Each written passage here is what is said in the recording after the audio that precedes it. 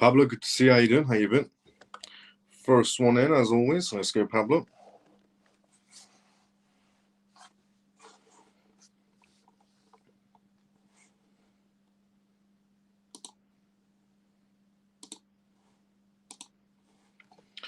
LJ, good to see you as well, brother. How you doing? How you been? How's things?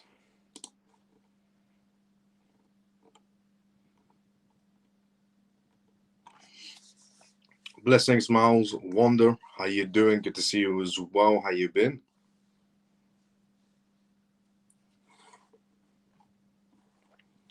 Morning, Miles and CMF. Shelly, good to see you as well. Morning. How you doing, Shelly? How you been?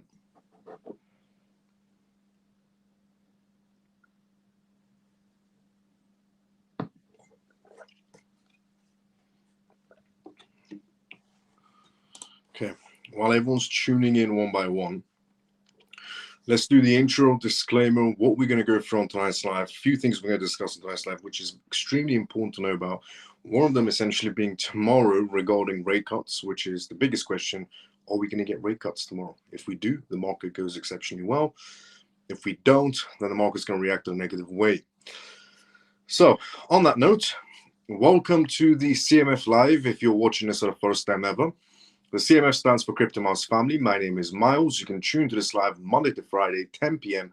London time onwards for the most recent news regarding cryptocurrencies, CBDCs, AI, politics, regulations, pretty much vital information for you to know about regarding the world completely transforming into a digital space. We also do Q&As on this live as well, which means if you have any questions, just put it down inside the comment section. More than happy to help you out. I read everybody's comments one by one and give responses during this live. Also, the disclaimer of this live, as always, is not financial advice, not political advice, and whatever I say is only for entertainment purposes. And this is episode 374 of the CMF Live. And I also want to say thank you so much to everybody from the CMF who has already liked and retweeted this live, if you're watching this on X, and for putting a comment outside the live. It honestly helps with the algorithm, and I appreciate it so much when everybody chimes in from the CMF and likes and retweets these lives. Also, if you're watching this on YouTube, thank you so much to everybody who has liked the live as well and put a comment outside the live on YouTube. If you haven't, CMF members, take 5 seconds or even 2 seconds to like and retweet this live and put a comment outside the live. If you have, honestly, thank you so much. Now, on tonight's live, we're going to be talking about the Fed reports, essentially what's going to be happening. Are we going to have rate cuts? Are we not going to have rate cuts? We're going to go through some perspective news, some partnership news, some announcement news, and obviously, most importantly, some Ripple news on tonight's live as well. Before we go through any of that, let's go inside the comment section first, and then we'll go straight into the first news, and then comments, news, comments, and back and forward. So let's see where we're at. Hello, brother. Mumin, good to see you as well. How you doing? How you been? Good evening, Miles. CMF Free Faber, good to see you as well. How you doing, brother? Evening, Miles, and Artistic, good to see you as well. How you doing? You have any thoughts on Bank Social? Yes, the crypto project Bank Social has been around for the longest time, to be fairly honest. It's not something that I would go towards in my own point of view, not financial advice whatsoever. It's never interested me in any sort of a way. It's been around for a very long time. I'm doing great, Wanda. Let's go. Good evening, Miles. Mike, let's go, brother. How you doing? Hello, Miles. T, good to see you as well. How you doing? Good evening, Miles. How you doing? I'm doing great. Callie, good to see you as well. Good day, CMF. Let's go, Mike. Now, first news on tonight's live is regarding the Fed report. So let's go through them. The big day of rate cuts is tomorrow. The Fed will unveil its interest rate decision, and here is pretty much the latest expectations that's going around. The Fed is set essentially to announce its first interest rate cut of the year tomorrow. The decision comes amid the weakening essentially labor market data, despite the tariffs putting upward pressure on inflation, which some analysts have come out and said that inflation has nothing to do with Jerome Powell not doing rate cuts. The Federal essentially Open Market Committee, the FOMC, is expected to cut its benchmark interest rate by 25 basis points to essentially a range of 4% to 4.25%, and this will be the first cut since December 2024. The rate cut has largely been priced in according to the CME FedWatch tool data. A 25 basis point cut is given essentially a 96% probability and will essentially a more aggressive 50 50 basis points cut is given a 4% probability. The pressure of the Fed's dual goals of employment and price stability are drawing attention right now. While the US economy essentially created only 22,000 new jobs in August, data for previous months was also essentially revised downwards. In June, it was essentially revealed that the economy lost 13,000 jobs. The inflation picture is also very mixed. The personal essentially consumption expenditures, PCE, essentially the Fed's preferred indicator, has started to rise again after falling essentially to 2.2% annually in April. In July, the PCE essentially to 2.9%. Now, the consumer price index rose 2.9% annually in August, with the core CPI rising essentially to 3.1%. Prediction markets also essentially view a cut as a certainty. According to essentially Polymarket data, the probability of a 25 basis point rate cut is at 96% right now. And the probability of a 25 basis point cut is also at 95% on other market spaces. A larger cut is 5%, and no change is approximately at 2%. 2% of people think there is going to be no rate cut announcements. 95% of people think it's going to be rate cuts, and the rest couldn't care less. But institutions essentially assume that there is going to be rate cuts. BlackRock has said they expect some sort of rate cuts. JP Morgan's had two different perspectives. One essentially from an analyst from JP Morgan suggesting 25 basis points. Another person from JP Morgan has suggested a 50 basis point. If that does happen, that's going to be a ballistic essentially movement for the crypto space. Goldman Sachs has given their perspectives as well. Franklin Templeton has given their perspectives. Everybody has pretty much given some sort of perspective on rate cuts happening. And the majority is set on 25 basis points. Some minorities are set on 50 basis points, and some are just saying no rate cuts whatsoever. But the question is going to be answered tomorrow. If it's good news, market goes up for 24 to 48 hours max. If it's bad news, market's coming down for 24 hours to 48 hours max. Now, crypto leaders is what we're going to talk about next. Essentially, the Capitol Hill hearings that's going on in terms of regulatory policies is what we're going to discuss next on tonight's live. Before we go through that, let's go start the comment section first. Let's see what's happening there. Good evening, all. JP, good to see you as well. How you doing, brother? Evening, Miles at CMF. Jason, good to see you as well. How you doing?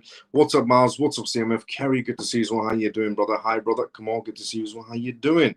Now, crypto leaders are attending the Capitol Hill hearings on regulatory policies. Michael Saylor, Fred, and key industry leaders gathered on Capitol Hill for pivotal discussions on crypto policies during recent United States legislative essentially sessions. The engagement highlights the growing focus on digital assets and regulations, impacting essentially institutional strategies and potentially shaping market dynamics in the crypto sector. The recent Capitol Hill hearings centered on crypto policies featured participation from prominent industry leaders, reflecting the growing importance of regulatory clarity for the entire sector. The event's focus was on essentially potential legislative reforms affecting U.S. digital assets. Michael Saylor, the co-founder of MicroStrategy, Fred, the CEO of Marathon Digital, were among the notable attendees. The hearing aimed essentially to address changes in the U.S. digital asset strategy without direct statements from Saylor or essentially Fred. Former SEC Commissioner Michael essentially emphasized the need for clarity, stating the time for regulatory clarity is now, as the United States stands to benefit significantly from being a leader in the digital asset policy. 100% I agree. If the United States wants to become the capital of cryptocurrencies, then these types of events need to happen, and something needs to come out of these events, not just talks. The hearings are expected to influence both essentially the Bitcoin market structures and the broader compliance frameworks for the entire cryptocurrency sector. Industry leaders and participations underscores their role in shaping future regulations impacting essentially digital assets inside the United States. Legislative proposals such as the Genius Act and the Clarity Act were primarily topics of discussion. These initiatives aim to modernize the market and could significantly essentially alter the landscape for institutions engaging in crypto investments. Historical essentially trends indicate that similar events have previously impacted market volatility, although essentially sustained effects depend on final regulatory actions. In other words, not just talks, Something needs to come out of this essentially sit down. Stakeholders are closely monitoring potential outcomes from current discussions. Future policy discussions may have profound implications on technological essentially adoption, and particularly for major assets like Bitcoin, Ethereum, XRP, and so on.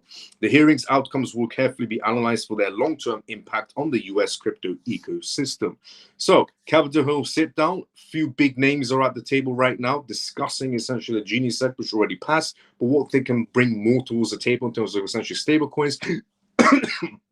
Sorry about that. And the Clarity Act is also being discussed as well, which is one of the most important things for the entire crypto space, to be fairly honest. It brings, in its own words, so much clarity towards the crypto space that we can slowly start to see, once the Clarity Act is passed and once it's signed by Donald Trump, we can slowly start to see that decoupling happening where we're going towards utility. Now,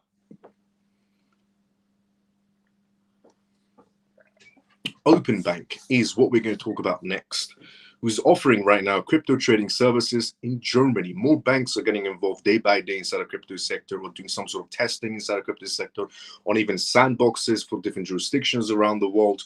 And Open Bank is one of these banks that today essentially made the announcement that the digital bank supported by Santander Group has launched its new cryptocurrency trading service.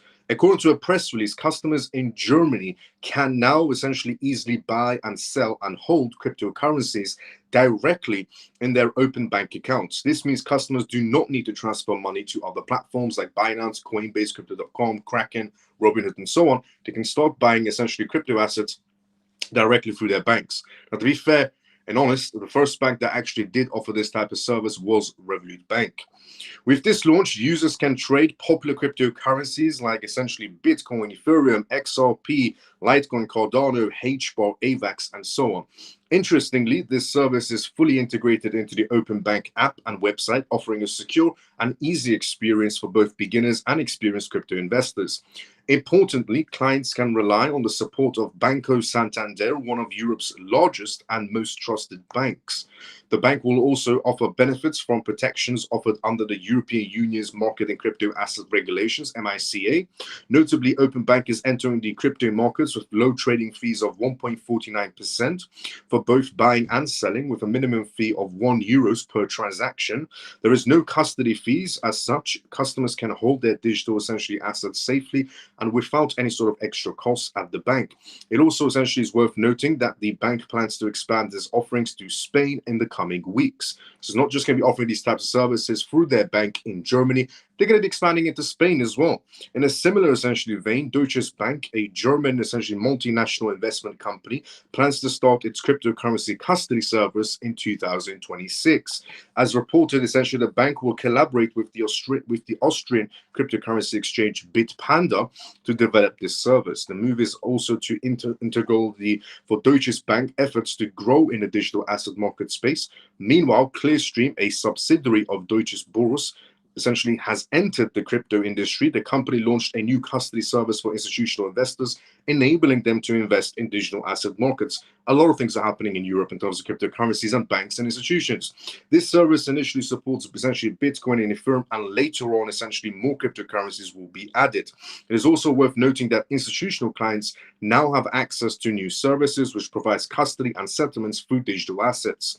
In May, Banco Santander announced its plans to introduce a stablecoin and provide cryptocurrency services to retail clients through its digital banking platform. This move also comes with the essentially growing stablecoin market space. Recall that in November 2023, Santander Private Banking International started allowing clients with Swiss accounts to trade Bitcoin and Ethereum. Back then, the bank's specialized trading option is subject to predefined criteria, providing essentially strategic, essentially discounting essentially approaches to cryptocurrency involvements. Undoubtedly, Banco Santander could become an important player in evolving digital finance ecosystems by developing a stablecoin and expanding its retail crypto offerings. So a lot of things are happening essentially in the European market space. One, a German bank, Open Bank, essentially is going to be offering some sort of crypto services, not just to institutional clients, but also to the retail section. Another bank essentially is also going to be in Germany offering some sort of crypto custody services in 2026. Open Bank is also going to be expanding into essentially the Spanish essentially retail section, offering them crypto services in the coming weeks. Also, a lot of things are happening in Spain in terms of banks and institutions opening their doors to cryptocurrencies. We went from a time where crypto was untouched by a lot of people because it's always a Ponzi scheme, and now being offered through establishments and banks. Moving on from that to Coinbase is what we're going to talk about next. But before we talk about Coinbase, let's go inside the comment section first. As I said previously, this is live, which means if you do have any questions, put it down inside the comment section. More than happy to help you out. Let's see where we're at inside the comment section. We were at here. We are getting haircuts tomorrow. Get ready, 50 basis points. Let's go, JP. Good evening, CMF. Denise, good to see you as well. How you doing? Hello, Miles of CMF. Comatose, good to see you as well. How you doing? Rate cut, not haircuts. Comatose, good to see you as well. How you doing? Hi, Miles. Is this the start of a bull run tomorrow? We would have to see. Will that rate cut come through? Can we expect price momentum if that rate cut comes through? Yes. Don't hold your breath waiting a rate cut. Hi all, Stormy, good to see you as well. How you doing? Just buy more XRP. Let's go, Gary. Not financial advice whatsoever. Good evening, Miles. Hope you're okay, mate. And hi to everyone inside the CMF. Adi, good to see you as well. How you doing? Happy Pisces, good to see you as well. How you doing? Evening, Miles of CMF. Joe, good to see you as well. How you doing? Get ready for tomorrow, CMF. Good or bad? Let's go, JP. If it goes bad, the market will go down. You have a better buying opportunity. If it goes good news, the market goes up. You'll make a profit. JP is right. If we have rate cuts, then good news, market goes up. You can make profits. If we don't have rate cuts tomorrow, market goes down, which means it gives you another buying opportunity on crypto assets that you already may have or may wanted to go for. Not financial advice whatsoever. It could go both ways. Did HBAR essentially bid to obtain TikTok? It's a rumor that's going around. I don't think it's been confirmed, to be fairly honest. Good evening, Miles and CMF. How are you doing today? Carlos, good to see you as well. How you doing? Doing great. Hi, Miles and CMF. Good to see you as well. Peg, how you doing? Now, Coinbase. Coinbase, in my point of view, is about to be doing something quite interesting and something that should be done inside the crypto space. And I would like to say, well done to Coinbase, honestly, for doing this. So Coinbase is asking the US DOJ to take steps to prevent state enforcement cases. Cryptocurrency exchange Coinbase is pressing the US Department of Justice to step in over essentially state-level crypto enforcements after federal regulators essentially abandoned their cases against the company earlier this year. Too many essentially politicians from American states suddenly wake up and decide, not too many, but some suddenly decide to wake up as a politician in one of these American states and decides to randomly sue a crypto exchange as if they're Gary Gensler 2.0. Coinbase wants to, let the DOJ know to stop from any of these politicians randomly decide to enforce actions on crypto exchanges. If the SEC is giving crypto companies the green light, if the CFTC is giving crypto companies the green light, if the OCC essentially is giving crypto companies the green light, the FDIC, the list goes on. If they're giving crypto companies the green light, then there is no need for any politician to be weaponized in any American state to go after crypto companies. In the 14-page letter sent essentially today to the Department of Justice, the DOJ, Coinbase Chief Legal Officer Paul said federal officials should take action in response to state-level enforcements directed against crypto companies. According to Paul, the DOJ should urge Congress to step in and enact a broad essentially provision from making these things essentially stop them from ever happening again. When Oregon essentially can sue us for services that are legal under federal law, something's broken, said Paul. Facts. Honestly, if all of these essentially, if the SEC, CFTC, OCC, FDIC, the Trump administration, everybody has given a green light to these crypto companies, then there's no need for a random politician in the American state to get weaponized by some corporation to go after crypto companies. The letter followed essentially an April lawsuit from the Oregon Attorney General Dan Rayfield, who alleged Coinbase had sold unregistered securities to state residents. This man thought he was Gary Gensler 2.0. And he claims that similar to those in a federal case previously brought by Securities and Exchange Commission SEC. After the SEC dropped its lawsuits in February, several essentially other US states and security agencies followed, including those in Vermont, South Carolina, and Kentucky. According to Rayfield, individuals US states must file the enforcement vacuum being left by federal regulators who are giving up under their new administrations and abandoning essentially these important cases. In response to the Oregon lawsuit, Coinbase filed to get the case heard by a federal judge. The case was moved to the U.S. District Court for District of Oregon in June, and the company also filed in its own lawsuit state court against Oregon Governor Tina essentially in July, alleging the change in policy towards crypto occurred entirely behind closed doors without public hearings and debates and eventual action in the legislative. The lawsuit essentially is scheduled for status check hearing on October 29th. Aimed the Oregon and Coinbase essentially lawsuit, lawmakers on the U.S. essentially Senate Banking Committee are expected to soon take up vote on legislative to establish a digital asset market structure, which is the Clarity essentially Act. The bill is expected to clarify the roles of the U.S. financial regulators, the SEC and Commodities Futures Trading Commission, CFTC, would have other crypto regulations and enforcements as well. The department should essentially submit views letters urging Congress to adopt essentially broader permissions and provisions in any market structure legislative, said Paul. Any essentially permission provisions should characterize federally regulated digital assets and exempt from state blue sky laws, make clear that the new state licensing and other state regulatory requirements do not apply to crypto intermediaries and apply. Essentially said Paul, facts. These random Democratic politicians that suddenly, pop out of nowhere in any of these American states and decide to still, till this day, go after crypto companies should not be happening if the SEC, CFTC, FDIC, OCC has given green lights. While Coinbase essentially currently faces no active federal cases, the company filed a motion last week over a Freedom of Information Act requesting involving text messages from former SEC Chairman Gary Gensler, which we discussed on yesterday's live. The exchange has filed more than one request for information with the SEC aimed at 2023 civil enforcement action, likely looking for evidence around its response for bringing a case against their crypto company in the first place, alleged over securities. Cointelegraph reached out to Oregon's Attorney General office for a comment on the Coinbase letter, but had not received a response at the time of publication. I know for a reason why essentially the general office, essentially the Attorney General's office at Oregon didn't want to respond to this journalist on why they randomly decided to sue Coinbase essentially a while ago.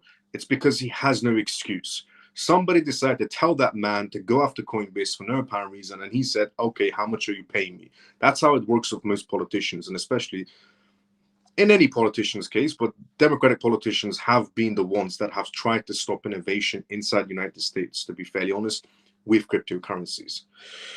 But I stand by Coinbase 1 billion% on what they're doing. I think it's great that Coinbase is essentially letting the DOJ know that they need to, get a hold of these politicians in these American states that randomly decide to sue crypto companies when they have a full green light by all these essential organizations and the Trump administration themselves, and that they have essentially full licenses to do so.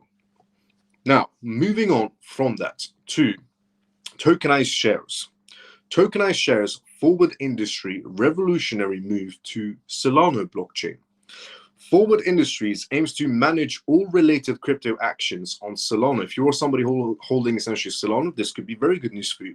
This includes everything from dividends and governance to stocks, essentially splits, fundraising, and even payrolls.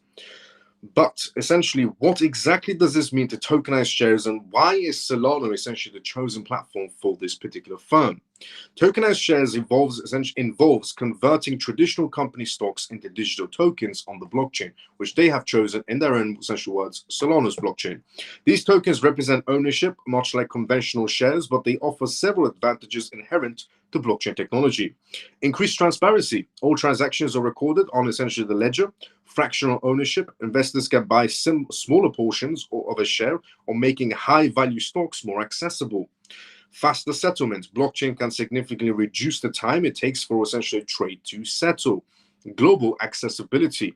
Potential for a broader investor base, transacting essentially in geographical barriers. Solana, known for its high throughput, low transaction cost, and robust sometimes robust scalability, provides an ideal infrastructure for essentially such an endeavor. Forward Industries' choice highlights Solana's growing appeal for enterprise-level blockchain solutions. For both existing and essentially prospective investors, the decision to tokenize shares could bring about significant changes and new opportunities. This digital transformation impacts various aspects of stock ownership and corporate essentially engagements. Liquidity, essentially enhanced liquidity. Tokenized shares can potentially be traded on a wider area of platforms, improving liquidity. Streamlined governance, voting rights, and other governance essentially actions could be managed more effectively through essentially smart contracts, offering a more direct and transparent participation mechanism for shareholders. Automated dividends. Dividends actually payouts can be programmed and automated, reducing administrative overhead and ensuring timely distribution. Easier transfers. The transfer of ownership becomes simpler and faster, leveraging the blockchain's inherent efficiency. This move by Forward Industries could set a powerful precedent for how public companies handle their equity, potentially paving the way for a new era of digital assets ownerships in traditional markets. Forward Industries' commitment to Solana is not merely theoretical. The company holds a staggering 6.8 million Solana themselves. So not just, they're jumping on Solana's blockchain and decide to just use it. They actually own 6.8 million tokens of Solana essentially in their own stockpile, making it the corporation's largest amount to be held in any single corporation, to be fairly honest. This substantial investment underscores their confidence in Solana's technology and its future potential. Their deep integration with Solana suggests a long-term strategic vision for that particular blockchain. By leveraging Solana's ecosystem, Forward Industries aims to benefit from the network's continuous developments and its growing community. This strategic alignment could also enhance the value proposition of their own tokenized shares. So tokenized shares essentially decides to use Solana's blockchain for tokenizing their own shares, using smart contracts for dividends, making it global, making scalability, making it transparent, and making it cheap, and making it also that people could buy fractional shares. So not only you don't have to buy a whole entire share, you could just buy fractional shares if you wanted to. Great news for Solana. Interesting use of blockchain, I would have to say, for this particular company. But nevertheless, moving on from that to Swiss banks. Before we talk about Swiss banks, let's go to the comment section first, and then we go straight into Swiss banks. What up, Miles and CMF? Hope all is well. Ray, good to see you as well, brother. How you doing? Hi, Miles and CMF. George, good to see you as well. How you doing? Thank you, everyone else on X, for liking and retweeting. Facts. Let's go, Shelly. Honestly, thank you so much to everybody who has liked and retweeted this live. If you're watching this on X right now, CMF members, if you haven't liked or retweeted, I don't know why.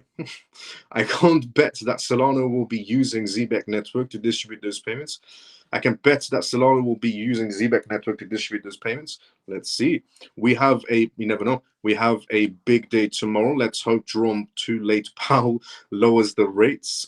Facts, Peg.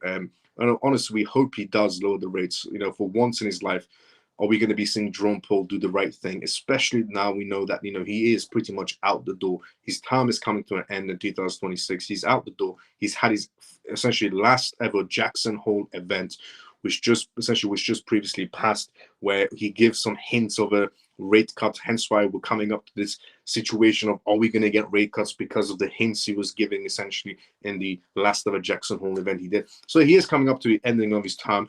So is he going to do the right thing before his term ends, or is he going to pull a Gary Gensler and waste everybody's time until the last day of his term comes to an end? Good evening, Miles and CMF. Manny, good to see you. How you doing? How you been? Adi and Mike, can you please like and retweet? Okay, Adi and Mike, if you possibly can, Adi and Mike. It seems like you haven't liked or retweeted live. Sorry for calling you out, but I don't understand why you don't like and retweet. Swiss banks complete first blockchain-based bank payments. Swiss banks have made a big move that could change essentially how money moves between banks. In a trial led by Swiss Bankers Association, SBA, top banks like UBS, PostFinance, and Saigon Bank completed the first ever bank payment on a public blockchain with full legal approval. The proof of concept focused on deposit tokens, which represents bank money essentially on the blockchain. The system triggered essentially an off-chain fiat transfers when a tokenized essentially instruction appeared on chain. The test essentially executed a payment between customers and participating banks and an escrow-like exchange of deposit tokens for tokenized real-world assets. Hence, essentially, the process validated in terms of blockchain's ability to handle traditional money while meeting regulatory standards. The system used smart contracts to keep transactions safe and follow the rules while running automatically without extra steps. The Swiss Bankers Association also pointed out that the public blockchains, when carefully managed, can handle payments that are legally essentially recognized. This is pretty much the first time a major bank is doing essentially some sort of payments on a public blockchain. It's quite a big deal. On terms of testing trials, Christopher, essentially, the digital assets led at UBS, said the POC demonstrates that interoperability of bank money via public blockchains can become a reality. However, the SBA acknowledged that scaling such systems will need broader cooperations with banks. Infrastructure providers and regulators, besides design improvements, are required to handle larger transactions and volumes across multiple institutions. Switzerland's famous, essentially, for its strong banking system, is now pushing to lead the world in blockchain-powered banking. This step speeds up progress in digital assets and boosts the country's image as a pioneer in modern financial technology. In contrast, the US Federal Reserve and other central banks are still experimenting with smart contract-based payments, signaling essentially global competition. Hence, the Swiss experiment not only proves feasibility, but also signals that blockchain-driven banking is moving from the theory to practice right now. And additionally, the initiative could encourage global banks to explore tokenized money and asset integrations more aggressively. In Switzerland's successful test shows that blockchain and traditional banks can work in hand. This is quite a big news regarding Switzerland doing test trials. I mean, Switzerland is the capital of the banking world, pretty much, to be fairly honest, even though the City of London plays a role in that too. But Switzerland is pretty much the capital of the banking world. And doing those types of testings, showing that the banking world and essentially the crypto world can come together and make this happen, pretty big deal. Also, what is a big deal is that they did it on public ledger. Now, we all know for a fact that JP Morgan essentially has run its own Ethereum-based, essentially private ledger for its own banking clients, but it shows that they can also do public, which makes the world a lot more of a transparent place, which we should be heading towards that goal, to be fairly honest. Now, the SEC is what we're going to talk about next, but something that the SEC is doing and thinking about and telling everybody about inside the crypto sector they should be aware of, which is quantum security frameworks. The SEC is actually worried for the blockchain space in terms of quantum computing, which we're going to talk about next. But before we talk about that, let's go start the conversation first. And honestly, Shelly, thank you so much for calling out Mike and Adi as well for not liking or retweeting. If you still haven't liked or retweeted Mike and Adi, I don't know why. Evening, mate. Pure good to see as well. How you doing? Do you think, Peg, do you think that institutions will flood the markets with rate cuts? Yes. Well, if you do get rate cuts, we should, yes, 100%. The market, in the crypto market especially, should be going up on the side. But it has been suggested, obviously, the traditional market space, the stock market will always take a hit when crypto is going up in terms of rate cuts. And it has been suggested by JP Morgan that the stock market is going to take quite a big hit because we haven't had a rate cut for such a long time. Now, the crypto market is going to be seeing fireworks for, 24 hours minimum, 48 hours max, and so on. Hi, Miles and family. Alex, good to see you as well. How you doing? By what time tomorrow will we know about rate cuts? Morning time, if I'm not mistaken. Hi, Miles and the CMF family. What are new about XRP and its ETF? Let's go facts news. Let's go, Carl. Good to see you as well. How you doing? Towards the end of the live, I'll let you know about that. Good evening, Miles. How you doing today? Michael, good to see you as well. How you doing? How you been? Now, SEC's Quantum Security Framework Signal. It seems like the SEC has had discussions and is even looking into quantum computing.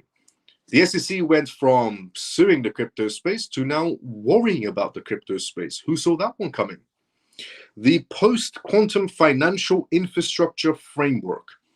Some of you might have heard about this. Some of you might not have heard about this, or I'm guessing nobody has heard about this, that the SEC is actually working behind the sidelines on the idea of quantum computing, on what could be, what could happen towards the crypto space if it doesn't, do something about it now. So the Post-Quantum Financial Infrastructure Framework, PQFIF, outlines how digital assets must transition to quantum-resistant standards before powerful quantum computers can break their current encryption methods. The framework outlines a roadmap for transitioning the cryptographic foundations of digital assets, such as Bitcoin and Ethereum, to quantum-resistant standards, warning that trillions of dollars could be at risk if action isn't taken promptly. Specifically, they mentioned Bitcoin and Ethereum are the ones that really need to get ready for quantum resistance because, well, let's just be honest, we know for a fact Ripple is going to take care of the XRP ledger in terms of quantum resistance. It's never going to let anything harm the XRP ledger. We know for a fact that other foundations behind certain blockchains are going to take care of their own people, but Bitcoin has to be taken care of by the people that run the show for it, and Ethereum also too. The urgency surrounding quantum preparedness has intensified dramatically in recent months. You could say that for sure, because if the SEC is coming out and saying, okay, now we need to, start working towards quantum resistance, or you're pretty much doomed. The framework warns that trillions of dollars in assets like Bitcoin and Ethereum are at risk from the future quantum attacks. Again, they're basically just mentioning these two assets. A day that some experts believe could arrive as early as 2028. Quantum computing is going to be here by 2028. And if Bitcoin and Ethereum are not ready for quantum computing, well, even the SEC is saying they're pretty much doomed, and trillions of dollars is goodbye. In the simplest way to put it. This timeline has moved closer as quantum computing capabilities advance faster than previously anticipated. And the reason why we're moving so fast towards quantum computing is because of AI. AI has helped a lot in terms of advancing quantum computing. And a lot of countries are working towards that. The UK is working towards quantum computing with the US. Canada's working towards their own quantum computing. Latin American countries have also discussed quantum computing. Europe is working towards quantum computing. China has advanced quite a lot in quantum computing as well. There's a lot of things going on. The threat isn't just theoretical. The cryptographic foundations of essentially most digital assets, i.e. essentially Bitcoin and Ethereum, are vulnerable to quantum attacks, posing essentially a direct threat to market integrity, investor assets, and operational stability of custodians and exchanges, according to the PQFIF documentation from the SEC themselves. Essentially, the current blockchain security relies heavily on cryptographic algorithms, essentially, that quantum computers could easily break using essentially Shor's and Governor's algorithms. Bitcoin's ECDSA signatures and Ethereum's cryptographic foundations and most existing essential wallet infrastructures would become vulnerable overnight once sufficiently powerful quantum computers emerge. Bitcoin and Ethereum will become vulnerable overnight.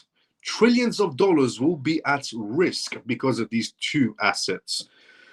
The SEC's framework goes beyond simple recommendations, proposing a structured approach to quantum proofing the entire digital asset ecosystem also. The PQFIF states that institutions must start the migration early and build the processes on standards that regulators and industries already trust, emphasizing the use of the NIST approved standards rather than experimental solutions. The SEC's post-quantum financial infrastructure framework, PQFIF, addresses that quantum computing's threats to crypto's infrastructure, mandating hybrid classical quantum resistant systems by 2035. Also, this timeline provides essentially the industry with roughly a decade to implement comprehensive quantum resistant upgrades. By some experts, quantum computing is going to be here by 2028. By others, it's going to be here by 2035. If it is by 2028, then certain blockchains will be affected. If it isn't, and it's going to go on beyond 2028, and we're going to go to by 2035, we're going to have quantum computing, then they have a lot more time to prepare themselves. But according to the SEC, two major blockchains are at risk, and it's Bitcoin and Ethereum. Now, the framework addresses critical vulnerabilities, including the harvest now, decrypt later attack vector, where essentially advisories collect essentially encrypted data today with plans to decrypt it once quantum capabilities mature. This cybersecurity concern involves essentially adversaries collecting encrypted data now, intending to essentially decrypt it when essentially in the future once quantum computing capabilities mature, and so on. As quantum computing capabilities continue advancing, the crypto industry faces an unprecedented infrastructure challenge. The SEC's framework and acknowledgement legitimizes quantum threats. Honestly, because we can have analysts come out and say quantum computing is right around the corner. We can have, crypto influencers come out and say essentially, quantum computing is right around the corner. We can have essentially anybody come out and say it. But when the SEC is coming out and saying it, it's adding some essentially, it legitimizes essentially what's about to be happening towards the crypto space. The SEC's framework acknowledgement legitimizes quantum threats and provides regulatory guidance for preparing for such events.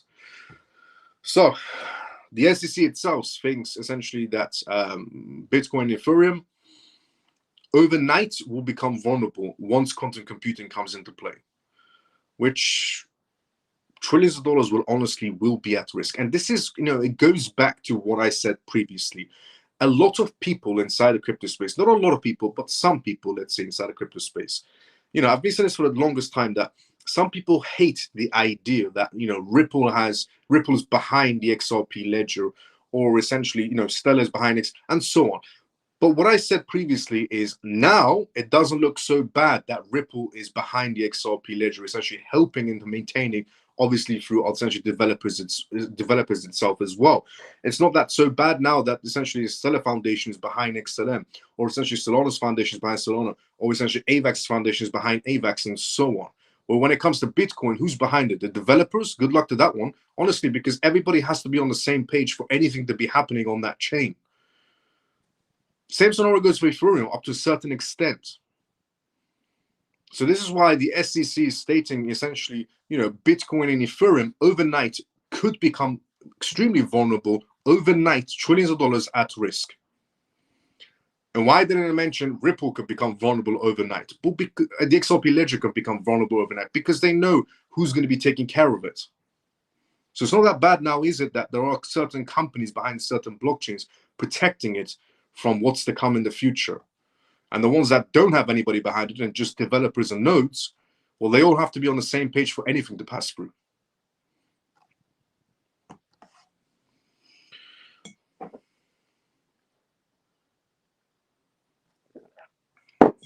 You can't even get 10 people in a room to agree on the same subject. How are you going to get that many developers and node developers to agree on the same subject? Honestly, good luck to that. There's a reason why the SEC mentioned it. And it's the same SEC that was against the crypto space and I was trying to protect the crypto space. Now, before we talk about the next news on tonight's live, which is regarding Bitwise, let's go to the comment section first.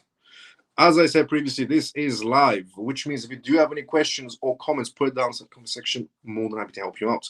I just want to say, Mike, thank you so much, brother, for the essentially $24.99 Canadian dollar donation. Absolutely amazing. Thank you so much, Mike, for the donation. Essentially 25 essentially dollars worth of Canadian dollars. Absolutely amazing, Mike. Thank you so much, brother. Straight CMF hedge fund. Incredible. Thank you so much, brother. Honestly. Hi, Mouse. Nope, we were here. Okay. I heard they're using facial recognition to track people who haven't paid their taxes and more. What's going on in the UK? Sorry for asking this in the live show. I just want to have your opinion about it. I wasn't aware that they're using essentially facial recognition in the UK for the time being to find out who hasn't paid their taxes or more. If that's going to happen later on in the UK, I wouldn't be surprised in any sort of a way, because once everybody's lives becomes digital and on the blockchain, and everything's very transparent for the governments themselves to find out who isn't paying taxes, who is paying taxes, who's hiding assets, who isn't hiding assets, and so on. For the time being, I haven't seen anything regarding essentially tracking people in terms of facial recognition of who has paid their taxes. Later on, highly possible. All facts. Let's go Ray. Let's go CMF. Let's go Mike. Absolutely amazing, brother. How is my family doing today, Scott? Let's go. How you doing, brother? I'm doing excellent. How you doing? Now, Bitwise. Bitwise S1 filing sparks AVAX surge and institutional interest. Bitwise Asset Manager filed for a spot avalanche ETF. Bitwise has just filed for an AVAX ETF with the SEC, catalyzing a 27% surge in AVAX and heightened market activity. This development increases institutional access to AVAX, potentially boosting capital inflows and affecting its market dynamics. Bitwise Asset Manager essentially filed for that S1 to the SEC to launch a spot AVAX ETF. Bitwise, led by CEO Hunter Horsley, aims to create a physical-backed ETF with essentially Coinbase serving as the custodian. The ETF's launch could lead to a significant rise in institutional investments directly into AVAX.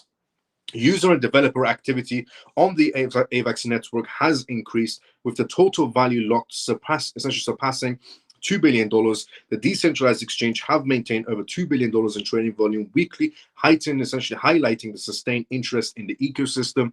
These changes imply strong financial implications, particularly essentially for Avalanche's stablecoin market space as well, which has grown by 5% recently. Institutional interest may also drive further price performance, positioning AVAX as a leader among essentially crypto assets. Hunter Horsley, CEO of Bitwise Asset Management, stated, "We're excited to bring exposure to AVAX through our ETFs right now."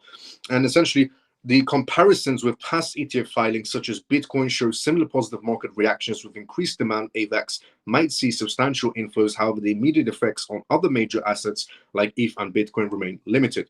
Potential future outcomes include regulatory approvals that may further accelerate AVAX's adoption as institutional capital continues to flow towards AVAX. Historical trends suggest it could enhance the network's ecosystem and investor confidence on that sense. Honestly, amazing to see. I mean, AVAX, in my opinion, I've always said it's a brilliant project. You know, if someone hasn't looked into it, definitely look into it. I think it has a very, very extremely bright future ahead of itself, AVAX, to be fairly honest. Now, not as big as XRP, but it has a big future ahead of itself. France is what we're going to talk about next on tonight's live.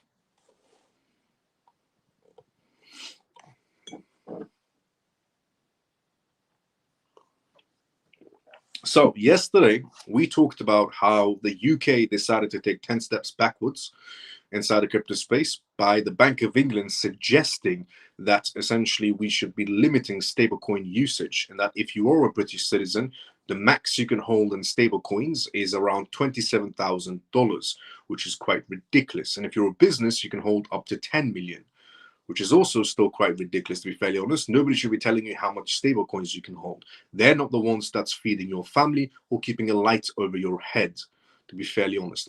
If they're keeping a light over your head and feeding your family and paying for your bills, sure, by all means, give an opinion. But if you're not the one that's feeding my family, essentially putting a light over my head, then you shouldn't be giving any sort of opinion on what's my limit on money I can hold, to be fairly honest. And I think everybody can agree on that. France, why the reason I brought that up, which essentially we shared yesterday, France essentially has tightened its crypto regulations beyond the MiCA standard. So France has decided to take a page out of the UK playbook in terms of cryptocurrencies. Not the most brightest idea they've done so far, but the MiCA regulations is already set up for essentially for the EU to have some sort of footsteps inside the crypto space. There was no need for France to take a further step forward.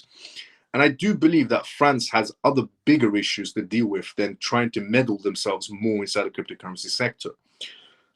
Much more bigger issues are happening in France right now that they should be taken care of, and not really focusing on how to tighten rules inside the crypto space. France's AMF and ACPR have intensified crypto firm regulations beyond the EU's MiCA standards, citing essentially lax oversights in some essential jurisdictions. Stricter French regulations may impact liquidity and DeFi protocols, pushing firms to adhere strictly to or risk operational limitations in the French market space. French regulators have decided to implement stricter standards on crypto firms than those outlined in EU MiCA regulations. The move addresses concerns over these footsteps. France's authority, that's essentially Merch Franciers, and essentially the ACPR are leading this initiative right now. These regulators are enforcing tighter scrutiny and requiring robust compliance and measures from firms operating inside the crypto space. The immediate effects on the market includes increased pressure on crypto firms targeting the French market. Many companies may face heightened regulatory challenges, potentially impacting their operational strategies within the France, influencing their crypto ecosystem. Financially, these stricter measures might lead to higher costs due to enhanced compliance requirements, affecting business viability and market positioning. You can see why France is doing this. Higher cost for crypto firms to operate in France. Well, France is pretty damn broke right now. And the only reason France is even thinking about going into war, backing essentially Ukraine even further, or even sending their soldiers in, is because France is broke. And Macron wants to save his own ass by essentially starting a war so he can blame the French economy going pretty much down the toilets, not by what he did or the morons he hired to run his country, no, by essentially starting a war and blaming it on the war, that why France has no more money left. Obviously, the European Central Bank can help out France by printing more money, but that will just dig a deeper hole later on, which will increase inflation much more later on. But then starting a war isn't really the best solution either, because then the European Central Bank still has to print more money, to be fairly honest. If the European Central Bank prints more money, then essentially the Fed has to print more money as well. Not straight after, but a little bit time after that. Financially, these stricter measures might lead to higher costs. Potentially, these developments could result in shifts in market landscapes as firms adapt to new rules. The emphasis on strengthening oversights may affect the flow of investments and trade of digital essentially assets in France. Historically, France has pursued tougher regulatory pathways, such as the 2019 essentially LOI PATIS. This trend, essentially prioritizing stringent standards over broader, essentially EU norms, could contribute to long-term stability, but may pose challenges for some crypto entities or all crypto entities.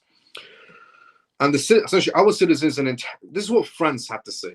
France is committed to maintaining its leadership in the fintech sector, which includes having stricter regulations to protect our citizens and the integrity of our financial system. The integrity of our financial system is what France had to say. What financial system? You have no money. France is honestly incredibly broke for a European country. Incredibly broke for a European country. And they have the cheek to essentially increase, prices for crypto companies or anybody that wants to be in cryptocurrencies in France by saying we're protecting our financial integrity. You have none because you have no money, Macron. But, then again, they have tried to remove Macron. Isn't going well for them right now. Moving on from France and going back to the UK and the US. It seems like the only country that's going to be helping out the UK to bring some sense back into this country is going to be the US, and it is going to be Donald Trump. The same man a lot of people said essentially a long time ago, he has no sense, he doesn't know what he's doing and so on. But in fact, it turns out Trump is right now the best leader the world's ever seen so far in terms of fixing an entire country, as big as the United States is. And the US and the UK coming to some sort of essentially, agreements for the cryptocurrency space, for the AI space, is impressive to see because we need it in the UK. We are right now run by absolute morons in the UK that essentially have no idea what they're doing for this entire country. And so here it is, in a major development for the digital asset industry, the United States and the United Kingdom are preparing to announce a new crypto corporation deal. This agreement is expected to deepen collaborations between the two nations on key issues surrounding regulation, security, and innovation in the rapidly growing cryptocurrency sector. The deal underscores the recognition by both governments that crypto markets are becoming too significant to ignore. By aligning essentially strategies, the US and the UK aim to create a more consistent regulatory framework that supports innovation while protecting investors. I wonder if the Bank of England has suggested to Trump on why they're going to be essentially limiting people that can hold stablecoins, but I'm guessing that won't come up in conversation. One of the main goals of the US and UK crypto deal is to improve regulatory clarity and reduce risk tied to illicit financing, fraud, and market manipulation. Both countries are also likely to explore joint efforts on stablecoin oversight, cross-border payments, and central bank essentially and CBDCs essentially, and the central bank digital currency CBDCs and research. which is the very thing essentially that they said, America is not working towards. It's always been working towards CBDCs. The entire world is in CBDCs. As much as some people would like to say certain countries are not in CBDCs and they're trying to go against CBDCs, 98% of the centralized banks in the world are in CBDCs. There is some sort of areas of CBDCs, testing, research, pilot testing, trial runs, and so on. Some countries have launched their CBDCs. This cooperation could provide a more secure environment for businesses and investors, giving both essentially nations a stronger foothold in shaping the future of global digital finance. By working together, regulators hope to set international standards for transparency and accountability in crypto markets. Beyond the regulations, the agreement is also about encouraging responsible innovation. Both the US and the UK have thriving fintech ecosystems, and this deal could open doors for greater collaborations between startups, institutions, and policymakers. For investors, a unified approach between two of the world's leading financial centers may boost confidence in digital assets and accelerate adoption. It could also help position the US and the UK as leaders in shaping the next era of financial technology. Both governments are also reportedly developing a joint digital security sandbox, which a digital sandbox is essentially where jurisdictions set up certain digital sandboxes for crypto companies to come out and test out their products in that sandbox. If they see results, they'll move ahead with them. So the program is to test blockchain applications and financial services, which essentially companies like Ripple would have to play part in, and so on. Cryptocurrency companies like Coinbase, Circle, and Ripple, as well as major banks like Citi, Bank of America, Barclays, will also be attending the meeting. Just to repeat that one more time, the companies that are going to be attending the meeting between the United States of America and the UK in terms of finance, the companies that's going to be attending the meeting is Coinbase, Circle, Ripple, Citibank, Bank of America, and Barclays Bank.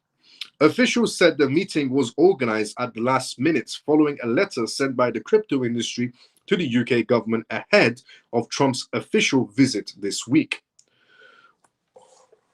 Reeves also essentially, the agreement is also expected to essentially cover stablecoins in the topic as well. Reeves reportedly believes that closer regulatory alignments with essentially will increase British companies' access to deep and liquid US financial markets and attract American investments to the country. This move comes amid growing political concerns over the recent departure of companies from the London Stock Exchange to New York. While Donald Trump's administration has expressed strong support for digital assets, UK regulators are more cautious about systematic risk and price volatility. This approach has British crypto companies worried about the essentially falling behind their US competitors, as they should do, because the UK is not just behind the US when it comes to cryptocurrencies in terms of regulations, it's behind everyone. Russia is more ahead inside the crypto space than the United Kingdom is. The issue of regulatory harmonization between the two countries was also raised during Reeves' meeting with the US ambassador to London, Warren essentially Stephens, last week. British officials expect that the talks between Prime Minister Sir Keir Starmer and Trump on Thursday essentially will also include statements on capital markets harmonization. Former Chancellor of the essential exchanger and Coinbase Advisory Board member George Osborne wrote an article for the essentially Financial Times last month stating that the UK was lagging far behind the US inside the cryptocurrency space and said it's time to catch up. Facts. If this is essentially the way the UK is, deciding to catch up by partnering with the US and bringing this financial harmonization is what they're calling it to the tables, brilliant. Let's get the show on the road because the UK is extremely falling behind inside this cryptocurrency space. And it's great to see who's coming to the meeting, Ripple being one of them, sitting essentially with that meeting in terms of the financial sector of the UK and the US coming together. Circle is also going to be there. Coinbase is also going to be there as well. Now, on the topic of Ripple,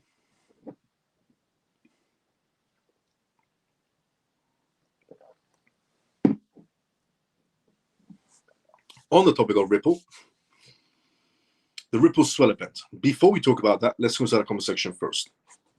And I can see that two people has also given a donation as well. Carl, thank you so much for the €5 donation. Absolutely amazing. Honestly, thank you so much. And Coral again, €10 donation. Thank you so much for essentially the donation, Carl. Absolutely amazing. Straight to that CMF hedge fund. Incredible. Thank you so much for the €15 donation. Absolutely amazing. Let's go inside the comment section. Let's see what's happening there and let's see where we're at. And as I said previously, this is live, which means if you do have any comments or questions, put it down in the comment section. I'm more than happy to help you out. Let's see where we're at. We were at, come on, how you doing? Here. Will ACH capitalize on the latest situation that the Nasdaq seeks SEC to change rules because the Nasdaq wants tokenized stocks, so ACH can be a Wall Street for the world outside the US? Let's see if ACH does. ACH is great at essentially on-ramps and off-ramps. This could be a good play for them if they jump on top of it, to be fairly honest. Thanks, Miles, for your hard work. This is my contribution and gratitude about it. Carl, honestly, thank you so much. Thank you so much, Carl. This is brilliant. Ripple will be there. Facts. Let's go, Shelly. Absolutely. Good job, Miles. You always come prepared. I appreciate that, Scott. No problem anytime. Hey, Miles, please explain how to donate. Susie, you can only donate on YouTube. You can't donate on X, if I'm not mistaken. I don't know how to donate on X. Can you donate on X, CMF members? I don't know if you can. But you can donate on YouTube. There's a little $ button on YouTube if you watch this live. And you click the $ button, and then there should be a screen of donation of how much you want to put, or there's like, $5, $10, $20 donation, like buttons you can press. But yeah, as far as I'm aware, you can't. As far as I'm aware, you can't do it on X. But maybe you can. I don't know if things have changed, but I know you can do it on YouTube. Let's go Ripple. Let's go Scott. Now Ripple. Ripple swell 2025 expected to boost XRP markets. As you all know, the Ripple Swell event is coming up. And every time this Ripple Swell event comes up, they make some sort of major announcements. And some heavy hitters are always on the panel who are going to be speaking about Ripple. Before, it was the New York, essentially, financial department sector. Now, we have such huge names on this panel, but also some announcements that could possibly come out of it as well. When we've discussed about who's on the panel beforehand. Ripple's flagship Swell conference is set to make a high-profile return to New York City between November 4th and November 5th, 2025, marking essentially one of the most anticipated essentially gatherings in the blockchain and financial technology space. Any updates around USD adoption, live tokenization pilots, or any product integrations could serve as a spark for renowned attention and trading activity. Ripple's own event announcements confirm these dates and promises a strong lineup of speakers drawn from leading financial institutions. Somebody from BlackRock is going to be there. Somebody from Citi is going to be there as well. Huge names. Honestly, there are huge names on that panel. Swell 2025 will be an invite-only event expected to host over 600 attendees from more than 40 countries, including senior executive top-tier financial giants. Ripple CEO Brad and Executive Chairman Chris Lawson are also slated to essentially lead the discussions, alongside representatives from major banks, payments networks, and investment firms. This one is going to be the biggest Swell event we've ever seen so far. Such a concentration of institutional influence makes the conference a natural stage for market-moving announcements. Central to market expectations is RRUSD, Ripple's US dollar-backed stablecoin. The coin is designed for institutional liquidity, tokenization of real-world assets, and global payments. Analysts are closely monitoring Swell's updates on custody integrations, new exchange listings, and live tokenization pilots, as these developments could confirm RRUSD's usefulness and boost demand for XRP even further, which serves as a bridge asset on various transactions. Concrete adoption essentially signals revealed essentially at the conference would give traders tangible reasons to reciprocate Ripple's ecosystem. Another critical factor bolstering essentially optimism is Ripple's newfound legal clarity. After years of litigation, let's not forget, after years of litigation, newfound legal clarity essentially for Ripple and the US SEC have withdrawn essentially their appeals, effectively ending that high-profile case and easing regulatory uncertainties. This is going to be the first ever Ripple Swell event where there is no more SEC case, where Ripple essentially has nothing, regarding the SEC filings of securities and not a security, pay the fines and so on. None of that. This is the first ever Ripple Swell event with none of the headache from the SEC. Ripple's applying for a Fed Master account. Ripple's applying for essentially a bank license. Essentially, Ripple has expanded so much from since then until now. Everything so far is extremely positive for Ripple, and going forward is extremely positive as well. Therefore, this is, even for the people on the panel, this is the biggest event Ripple is going to be having for their Swell event. This resolution, essentially, regarding the SEC case, no longer lingering essentially alongside Ripple.